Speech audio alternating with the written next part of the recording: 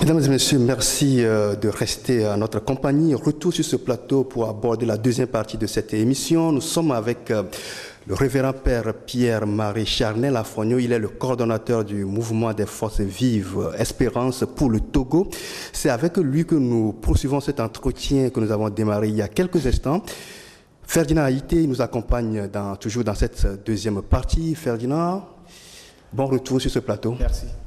Alors, dans cette deuxième étape, il y a une question que je voudrais poser au Père Afogno. La C14 s'était engagée à empêcher l'organisation des législatives. Le pouvoir a tenu à le faire. Finalement, le 20 décembre, les élections ont été organisées. Tout le monde sait, ou tout le monde a vu que le boycott a été très suivi. Et en fin de compte, la CEDEAO, quelques jours après, a validé ce scrutin-là, qui était fondamentalement contraire à sa feuille de route du 31 juillet. Alors, quelle analyse vous faites de l'organisation de ces élections et aujourd'hui du Parlement qui en est issu? Merci. Il faut dire que certains, je dis bien certains, parlent du nouveau Parlement comme des députés nommés. D'autres acteurs disent que ce sont des députés issus d'élections régulières. On voit à nouveau une bipolarisation de l'interprétation des élections du 20 décembre 2018. Et cela me rappelle ce que une personnalité nous avait exprimé quand, au cours de nos plaidoyers, nous avons rencontré l'Union européenne. Et cette personne, dont je préfère taire le nom, nous a dit ceci: nous savons que ces élections ne vont pas résoudre les problèmes, mais sachez-le, le moyen pour départager des acteurs politiques, ce sont les élections. Si je me fie à ce qu'il a eu à dire et que je vois le résultat aujourd'hui, je peux tirer trois conclusions. D'abord, à l'endroit de la C14, je crois qu'il y a eu des affirmations qui n'ont pas pris en considération les forces en présence. Et c'est ce que vous venez de dire, la C14, qui avait affirmé clairement que par tous les moyens, leur coalition va empêcher les élections. Et du coup, ça repose la question des moyens d'action. Et quand on regarde du côté du pouvoir, deuxième constat, le pouvoir estime que les élections ont été transparentes et crédibles et que aujourd'hui, au Parlement, les conditions sont réunies pour faciliter le travail. Et au milieu, il y a le peuple qui est resté sur sa soif. Qui dit peuple dit aussi la société civile, dans ce sens où ces élections n'ont pas permis vraiment de sortir de la crise. Est-ce que c'était une bonne idée de boycotter ces élections? Est-ce que la C14 n'aurait pas pu profiter de quelques petits acquis pour avancer et amener la CEDEAO ou amener un certain nombre d'acteurs à intensifier les pressions pour repousser la date de ces élections? Je ne vais pas me mettre non plus à juger, mais en analysant, les conditions étaient telles que, vous savez, quand entre acteurs politiques, il y a une mauvaise volonté, on a beau poser tel ou tel autre acte, on va nécessairement tomber dans des pièges. Parce que à l'époque, quand nous avons eu à analyser un peu cette situation, on trouvait que même si la C14 allait à la CENI, et ils étaient libres d'en décider, ils en ont décidé, je respecte leur décision en tant que des responsables, mais imaginons qu'ils allaient, les lois permettaient également de continuer sans eux, parce que si ça se bloquait et que eux, ils se retiraient, la loi permet justement de pouvoir au fonctionnement de la CENI en leur absence, et tout se fera de façon légale. Je crois que tant qu'il n'y aura pas de part et d'autre chez nos acteurs politiques la volonté d'être ensemble pour relayer ce pays, certains vont se réfugier derrière les lois, d'autres vont se réfugier derrière peut-être ce qui n'est pas véritablement une force pour équilibrer les terreurs, et finalement le peuple va continuer à payer ce prix énorme d'un pays bloqué. Mais si je prends l'attitude quand même de la CEDEAO et de la communauté internationale, je l'ai déjà dit et nous avons analysé à Espérance pour le Togo, nous nous sommes dit que c'est vraiment dommage parce que quand une institution de ce genre s'éloigne de l'éthique, ça devient très problématique parce que nous avons eu à rencontrer le comité de suivi, nous avons eu à rencontrer le représentant résident, nous avons fait un certain nombre de rencontres. Ce que nous avons entendu, c'est pas du tout ce qui a suivi après le temps de silence. Mais d'autres analystes ont pu dire qu'en réalité, la communauté internationale ne trouvait pas au sein de la coalition vraiment un programme cohérent qui l'assure et lui donne l'occasion de donner le crédit de la confiance. Je ne suis pas politologue, je ne suis pas spécialiste pour me prononcer sur tout ça, mais je dirais simplement qu'il y a eu des ratés. On ne va pas attribuer des erreurs à X ou Y, mais de tout ça, chacun doit relire ce qui s'est passé. Sur ce sujet, une question avant Claver. Est-ce que finalement, le problème n'est pas la médiation elle-même? Parce que lorsque les chefs d'État sont des médiateurs, il y a forcément des interférences, il y a des pressions entre États. Est-ce qu'il ne serait pas intéressant que les médiateurs dans les crises africaines soient des experts plutôt que des chefs d'État qui sont au pouvoir et qui ont des intérêts à préserver de part et d'autre? Et comme je l'ai déjà dit, moi je ne suis pas spécialiste de la politique politicienne, hein, mais toujours est-il que ce soit des chefs d'État, il est vrai qu'ils ont déjà leur agenda, les problèmes liés à leur propre nation, ils ne vont pas laisser pour s'occuper d'autres nations. Il y a ce côté, et que ce soit des experts, il est important que les acteurs en présence puissent être crédibles, et leur crédibilité vient du fait qu'ils positionnent au centre de tout ce qui se négocie l'intérêt supérieur de la nation. Ce que je vais dire est plutôt éthique, mais ça doit prendre place dans la politique au Togo. Et ce que je vais dire, c'est ceci.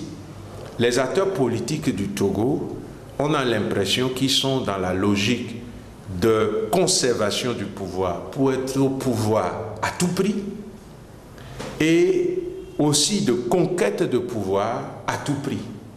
Du coup, on a l'impression que ces deux camps tranchés, qui sont des frères et sœurs, qui doivent dialoguer pour arriver à des consensus, mais qui au contraire refusent le dialogue. Et durant le travail des médiateurs chefs d'État, on a assisté plutôt à une forme d'arbitrage. Il n'y a pas eu vraiment de dialogue pour s'écouter et retrouver ce qui est vraiment dans l'intérêt du peuple.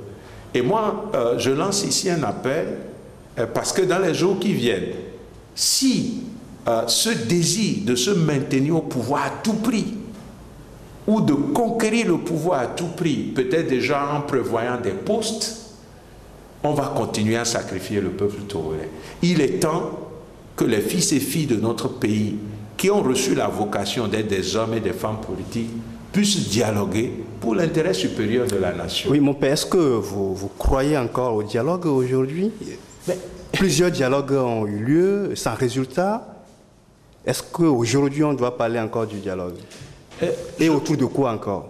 Je crois qu'il y a des prophètes de malheur, entre guillemets, qui disent dans notre pays, il faut oublier le dialogue. Mais ceux qui disent ça, qu'est-ce qu'ils peuvent proposer? Ils ne peuvent proposer désormais que la violence. Mais en tout cas, nous, notre option, comme un mouvement des forces Vive Espérance pour le Togo, n'est pas du tout la violence. Du coup, on ne peut que retourner au dialogue. Mais les acteurs politiques ne doivent plus dialoguer simplement par rapport à un fauteuil présidentiel à occuper ou non. Ils doivent dialoguer en se disant qu'est-ce qui est bien pour notre Justement, peuple. où se trouve la mauvaise foi? De quel côté se trouve la mauvaise foi? La mauvaise foi peut être des deux côtés, hein, mais le niveau de la responsabilité dans la mauvaise foi, c'est ça qu'on peut placer. Parce que la mauvaise foi peut être des deux côtés. Mais des partis de l'opposition et un parti au pouvoir, par rapport au peuple, n'ont pas les mêmes responsabilités. Parce que les partis de l'opposition n'exercent pas le pouvoir, n'ont pas des engagements vis-à-vis du peuple. Par contre, le parti au pouvoir a des responsabilités. Le parti au pouvoir doit rendre compte au peuple, doit s'occuper du bien-être du peuple, ce que nous appelons le bien commun. Alors, à ce niveau, je dois dire que la responsabilité politique des gouvernants est plus élevée. Et je dois dire aussi que quand on observe, parce qu'ils ont plus de responsabilités, on a l'impression que c'est chez eux qu'il y a plus de mauvaise foi.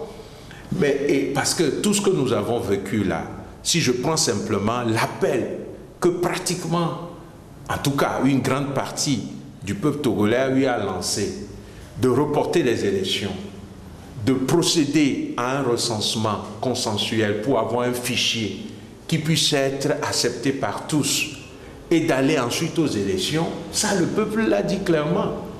Mais le peuple n'a pas été écouté. Et si, sur ce point précis, on veut parler de mauvaise foi, parce que la responsabilité est plus du côté des gouvernants, on va déduire que les gouvernants ont fait plus preuve de mauvaise foi. Mais la question de la mauvaise foi en politique peut se retrouver des deux côtés. Parce que quand des acteurs politiques s'érigent, excusez-moi, en radicaux, qui frôlent une forme de radicalisme, il est impossible alors vraiment de remettre le peuple au centre et de chercher des consensus pour aller, peut-être pas tout de suite à une victoire à 100%, mais à une victoire progressive. Parce que, comme j'ai eu à le dire déjà, je ne suis pas un spécialiste, mais je crois, de par ma petite culture, que la démocratie, c'est une conquête aussi par étapes. Et même les pays qui sont de vieilles démocraties continuent d'innover, parce que ce n'est pas une réalité statique. Oui, mon père, êtes-vous de ceux-là qui pensent que le problème togolais, ce sont des réformes? Oui ou non? Êtes-vous de ceux-là? Moi, oui, notre mouvement. Et même l'Église catholique. Aujourd'hui, parce que les tests que l'Église catholique a rendus publics, les tests que nous avons rendus publics comme mouvement des forces espérantes pour le Togo, ces tests sont clairs sur ce sujet. Et nous avions même demandé qui est d'abord les réformes constitutionnelles et institutionnelles, électorales, avant les élections. Personne ne nous a écoutés. Le Premier ministre reconduit, Selom Klasso, a relancé le débat autour de ces réformes. Croyez-vous à la sincérité du nouveau gouvernement? Il a dit dans sa déclaration, dans son discours programme devant la nouvelle Assemblée nationale. Moi, j'ai le document ici et je l'ai lu avec 3 grands axes. La consolidation de la gouvernance démocratique est le premier point, avec pour élément clé poursuivre les réformes constitutionnelles et institutionnelles. Et ça semble être l'urgence des urgences quand on lit cette déclaration de politique générale du Premier ministre, son Excellence Dr Kossi Selon Klasu, acte 2 du vendredi 25 janvier 2019, qui a eu lieu au siège de l'Assemblée nationale. Et donc, si les réformes constituent une priorité pour le pouvoir en place et que les élections locales également constituent une priorité, on revient encore à ce qu'on disait avant les élections du 20 décembre. Comment organiser des élections à venir de façon à ce que tous puissent participer et que la vérité des urnes soit proclamée. Cela suppose les réformes. Et les réformes, on ne va pas les faire de façon unilatérale comme on l'a vu avant. Sinon, la crise va perdurer. Il faut arriver au moins à se dire qu'il y a eu du préalable. Si je prends les réformes constitutionnelles, et le Premier ministre le dit si bien en citant même la feuille de la route, la feuille de route de la CEDEAO quand il parlait des réformes. Il dit qu'il y a eu déjà du travail et donc il faudrait aller vite. Il dit ceci: pour ce faire, mon gouvernement prendra des mesures nécessaires pour réactiver le débat parlementaire sur le projet de texte élaboré conformément à la feuille de route de la CEDEAO. Bon, est-ce qu'on veut nous dire par là que si nous prenons les réformes constitutionnelles, on va éviter les problèmes et ramener simplement le texte qui a semblé faire consensus, qui est de l'espèce sénégalais, ou bien on va ouvrir d'autres débats et on va encore bloquer le pays, des gens vont aller dans la rue, on va tirer, on va gazer, ou bien cette fois-ci, il y aura une sagesse qui va dire ceci: quoi qu'il en soit, ce qui doit être premier, c'est l'intérêt supérieur du peuple togolais. Pour ça, chacun fait des sacrifices. Père Chanel, oui. Quand vous lisez le discours de programme du Premier ministre, surtout sur les questions de réforme, oui. et ce discours ressemble à celui de la première nomination du Premier ministre, oui, il y a 3 ans, et les réformes n'ont pas bougé. Et si on engageait les réformes à l'Assemblée, comme le Premier ministre le dit, et qu'on vous sort un texte avec une limitation de mandat et une élection à 2 tours, mais qu'on fait passer le mandat présidentiel de 5 à 7 ans, qu'est-ce que vous verrez dans ça? Bon, nous sommes... Parce qu'ils diront, oui, écoutez, on a limité le mandat, ouais, l'élection est à 2 tours, mais on envoie le mandat présidentiel à 7 ans, ça fait un septennat. Ouais. Dans ce pays, les gens sont capables de tout. Alors, bon, nous sommes société civile. Il va se passer quoi? Nous sommes société civile et je pense que tout acteur politique et surtout un gouvernant a la mission d'écouter le peuple. Et si on reste même dans l'esprit de la feuille de route, il a été dit qu'on peut même retourner au référendum autour de cette révision. C'est aussi des moyens qu'il faut dégager, c'est beaucoup d'argent. Moi, je pense et je crois que c'est l'avis au moins du mouvement que je représente, que chacun doit avoir un sursaut patriotique pour qu'il n'y ait plus des non-dits, des mauvaises volontés, excusez-moi, une forme de banditisme qui fait qu'on serait en train de dire autre chose et en train de faire autre chose par rapport aux réformes. Qu'on puisse faire les réformes comme le peuple l'a souhaité et personne ne peut dire qu'il ne sait pas ce que le peuple souhaite. Oui, mais la question des réformes apparaît de plus en plus comme un serpent de mer depuis 2005 ou 2006. On voit bien que le régime est réfractaire à toute réforme. Et une réforme constitutionnelle et institutionnelle selon les prescriptions de la CEDEAO ou selon la volonté des Togolais, c'est-à-dire rétablir la Constitution de 92, signifie pour le pouvoir une défaite. Alors, vous venez de le dire tantôt, on fait le constat qu'il y a des gens qui veulent garder le pouvoir par tous les moyens. Alors, ces gens-là, ils utilisent l'armée, la force et l'argent pour garder le pouvoir. Et face à ce mur, on fait quoi? Moi, je me dis, si on aime son pays, on est capable de dépasser tout ça. Parce que si je suis même milliardaire, si je reste 100 ans au pouvoir, si je suis une armée puissante contre mon peuple, en quoi ce peuple dont je suis fils ou fille est en train de réaliser la fierté qu'on doit avoir d'être citoyen de tel ou tel... Mon père, si le pouvoir n'arrivait pas à le faire, oui.